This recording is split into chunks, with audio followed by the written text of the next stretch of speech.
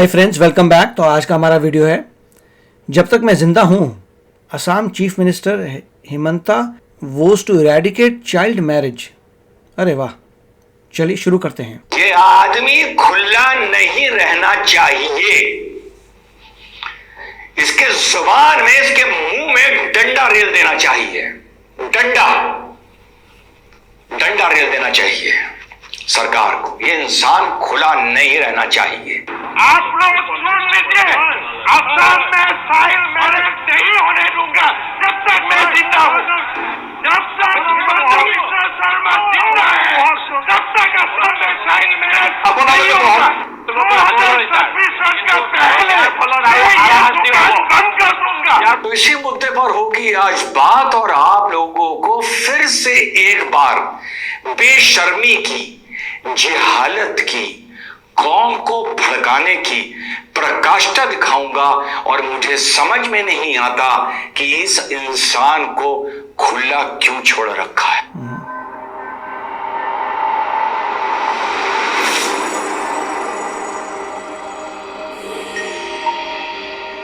Hello, नमस्कार, सत श्री अकाल, अस्सलाम वालेकुम। कैसे हैं जनाब? तो आप लोगों ने असम के मुख्यमंत्री को बिल्कुल नाराज और उत्तेजित देखा।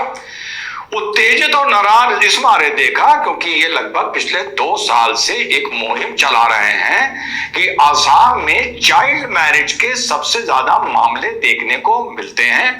और असम की क्योंकि मुस्लिम पॉपुलेशन लगभग 33-34% है, तो असम में आज से लगभग 90 साल पहले एक एक्ट लाया गया, आजादी से पहले का असम मुस्लिम marriage and divorce registration act 1935। इस एक्ट के तहत 2010 में इसमें ये एक प्रावधान था जो बाकी भारत में नहीं है। अच्छी चीज थी कि जो स्टेट ऑफ असम था वो कुछ काजियों को नियुक्त करता था एज रजिस्ट्रार पूरे असम में। अच्छा, एक काम करते हैं, पहले वो बात सुन लीजिए जिसके लिए मैंने शुरू की अपनी पहली बाइट में बोला था कि आज आपको एक बार फिर से जिहालत की, कौम को बलगलाने की, कौम को भड़काने की प्रकाष्ठा सुनाता हूं। और उसके बाद बताऊंगा कि ये असल में मामला है क्या, कानून है क्या, इसमें क्या चेंज किया गया है, क्या रिपेल किया गया है।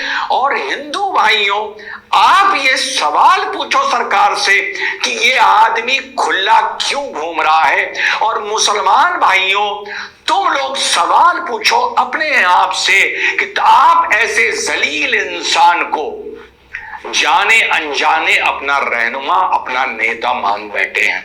चुनाव में खैर वो बात नजर नहीं आती, वैसे हाँ आपको लगता है कि ये कौम की भलाई के लिए बात करता है। सुनते हैं पहले। आसाम में जो कानून को आसाम के मुख्यमंत्री और बीजेपी की सरकार ने ख़त्म किया है, वो भी रात के 12 बजे वो कानून ख़त्म करे जो 90 साल पुराना कानून है। उस कानून के तहत आसाम के मुसलमानों की शादी वहाँ के रजिस्ट्रार या काजी के तहत होती थी। अभी बताऊंगा कि आसाम के मुसलमानों की शादी कैसे होती थी।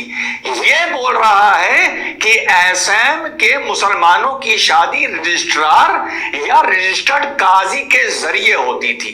फर्क देखिएगा कि ये कैसे बलगला रहा है, एक हल्का सा एक चीज को ट्विस्ट करके, और हकीकत क्या है।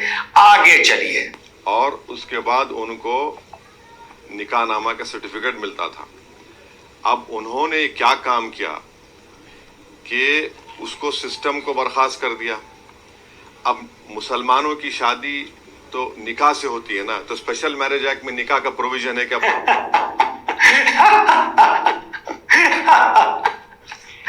थोड़ा और झेल लो इसको, फिर बताता हूं। प्रोविजन है क्या, बताइए मेरे को। भाई, मेरा रिलीजियस ड्यूटी है, मैं अपने रिलीजन के लिहाज से शादी करूंगा ना। स्पेशल मैरिज एक्ट में तो रिलीजन नहीं है, वो तो एक न्यूट्रल सेकुलर लॉ है। तो अब निकाह का अब उसमें कॉन्सेप्ट निकाल दिया, नंबर 1। हाँ, पूरा सुन लिया आप लोगों ने। फिर से जो थोड़ा बोला था फिर से बता देता हूं। असम में मुस्लिम पॉपुलेशन 34% है। 1935 में वहां पर एक एक्ट लाया गया, असम मुस्लिम marriage and divorce registration act 1935। वो सभी सरकारों ने उसका एक सिस्टम बनाया। सिस्टम ये बनाया कि सरकार ने कुछ काजी अलग अलग क्षेत्रों में सुनिश्चित करे। टोटल मिला के 94 काजी हैं। उनको एक जैसे नोटरी सरकार लाइसेंस देती है, उनको लाइसेंस दिया गया।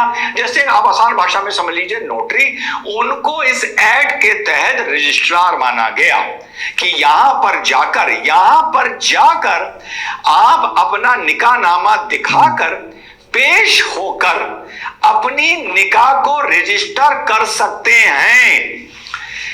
ये बोल रहा था कि शादी रजिस्ट्रार और कुछ काजी के थ्रू ही होती थी, और इस सरकार ने रात के 12 बजे उस पूरे एक्ट को रिपील कर दिया, खत्म कर दिया, एब्रोगेट कर दिया।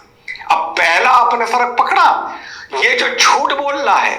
अब जो ये 94 थे, ये एक तरह से पब्लिक सर्वेंट नहीं थे, इनकी इतनी अकाउंटेबिलिटी नहीं थी। और इस एक्ट में एक ये भी प्रावधान था कि मुस्लिम समाज में अगर शादी हो रही है तो अगर लड़की 18 साल से कम की है और लड़का 21 साल से कम का है, तब भी उनकी शादी को जायज माना जाएगा। और ये जो रजिस्टर्ड काजी है, रजिस्टर्ड काजी जैसे रजिस्टर्ड नोटरी होता है, तो ये जो रजिस्टर्ड काजी हैं, ये उसको एक निकाह का रजिस्ट्रेशन की तरह सर्टिफिकेट देते थे। जैसे अगर हिंदू आदमी को ये सर्टिफिकेट कोर्ट देता है, और अगर मुस्लिम आदमी को बाहर ट्रैवल करना हो या कहीं ट्रैवल करना हो तो बाहर की कंट्रीज भी वीजा देने से पहले, अगर आप हस्बैंड चला गया है, वाइफ को पीछे पीछे जाना है, चाहे वो अरब वर्ल्ड है, मिडिल ईस्ट है, चाहे वो यूरोपियन अमेरिकन वर्ल्ड है, वो लोग एक निकाहनामा के अलावा रजिस्ट्रेशन मांगते हैं। तो मुस्लिम कपल को भी कोर्ट जाना पड़ता है अगर उसको बाहर ट्रैवल करना है, हस्बैंड एंड वाइफ,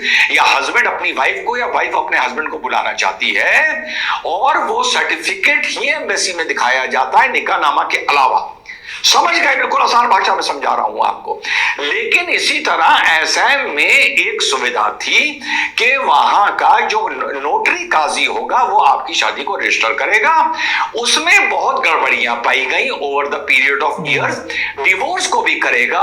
और दूसरी बात, उसमें एक सिस्टम था कि 18 से नीचे और 21 से कम की भी शादी, लड़की अगर 13 से ऊपर है तब भी उसकी शादी रजिस्टर कर दी जाएगी।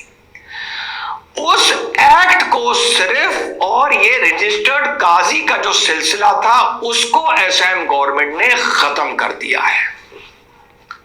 ये बोल रहा है ना कि भाई मुसलमान की शादी तो निकाह से होती है, स्पेशल मैरिज एक्ट में निकाह का प्रावधान कहां है? अब मुसलमान क्या करेगा? ये आदमी खुला नहीं रहना चाहिए। इसके जुबान में, इसके मुंह में डंडा रेल देना चाहिए, डंडा रेल देना चाहिए सरकार को। ये इंसान खुला नहीं रहना चाहिए। He does not deserve to live in liberty. He does not deserve that media should go to this person for his bites. देखिए, बहुत ही अच्छा उन्होंने समझाया एग्जैक्टली हुआ क्या। मिस्टर रिजवान ने बहुत ही अच्छा बताया है कि ओवैसी जो है कैसे घपले कर रहा है। कि पॉइंट ये था कि इन रियलिटी असम में आप निकाह करा सकते हैं, और रजिस्टर करने के लिए आपको जाना पड़ता है काजियों के पास, जो अपॉइंटेड बाय द गवर्नमेंट है इन अ वे, मगर वो गवर्नमेंट के एम्प्लॉय नहीं है। और ऐसा नहीं है कि वो लोग आपको निकाह करके देते हैं। आप निकाह कहीं पर भी करा सकते हैं। निकाह कराने के बाद वहाँ सिर्फ रजिस्टरिंग के लिए जाते हैं, और वहाँ पे आप चाइल्ड मैरिज के को अलाउ कर सकते हैं। मतलब वहाँ पे दे डोंट केयर, वो लोग जो रजिस्टर कर रहे हैं उनको फ़र्क नहीं पड़ता कि किसी भी इंसान की कितनी उम्र है। इसीलिए असम में इस चीज़ को हटाया गया था कि आप जो है ये जितने भी काजी वगैरह हैं इनके पास नहीं जा सकते, ये इनके पास रजिस्ट्रेशन नहीं होगी। निकाह आप करना है करिए, मगर मुझे लग रहा है उसके बाद कहीं और जाते होंगे कोर्ट वगैरह में, जहाँ पे वो वेरीफाई करते होंगे एज और तब रजिस्टर कर सकते हैं। तो ये सिस्टम क्या था, उसके पीछे दिखा रहे थे हिमंता बिस्वा जी पहले ही बोल रहे हैं कि भैया मैं चाइल्ड मैरिज अलाउ नहीं करूँगा, विच इज़ राइट। और बहुत समय पहले ही चाइल्ड मैरिज का कानून बन चुका था कि child marriage is no longer constitutional. तो उसको इम्प्लीमेंटेशन में मुझे लग रहा है कि असम में काफ़ी समय लग गया था, बिकॉज ऑफ चीज़ें जो हैं बेस्ड ऑन रिलीजन चलती हैं। इसीलिए यूनिफॉर्म कोड लाना बहुत ज़रूरी है कि एक ही कोड होगा, एक ही लॉ होगा जो इररिस्पेक्टिव रिलीजन हर एक इंसान पे अप्लाई होगा, as long as that person is Indian. तो यूनिफॉर्म कोड के लिए मेरे ख्याल से प्रिपरेशन हो रहा है, यूनिफॉर्म कोड आना चाहिए। उससे आपको ये होगा, इक्वालिटी होगी कि ये लॉ अप्लाइज टू एवरीबडी, कोई फ़र्क नहीं पड़ता आपका रिलीजन क्या है। और यहाँ पे उन्होंने बहुत अच्छा बताया कि ओवैसी हैज़ अ प्रॉब्लम, और वो प्रॉब्लम्स क्रिएट कर रहा है, सोसाइटी में दरार क्रिएट कर रहा है, which is not a good thing, और गवर्नमेंट को कुछ करना चाहिए। तो आप बताइए आपके क्या विचार है इसके बारे में। चलते हैं, मिलेंगे अगले वीडियो में। Take care, bye bye. तो अगर आप मेरे इस चैनल पे नए हो तो जल्दी से सब्सक्राइब के बटन को हिट करो और बेल आइकन को क्लिक करो, ताकि आपको मेरा जब नया वीडियो मैं लगाऊं आपको उसके बारे में जल्दी से पता चल जाए।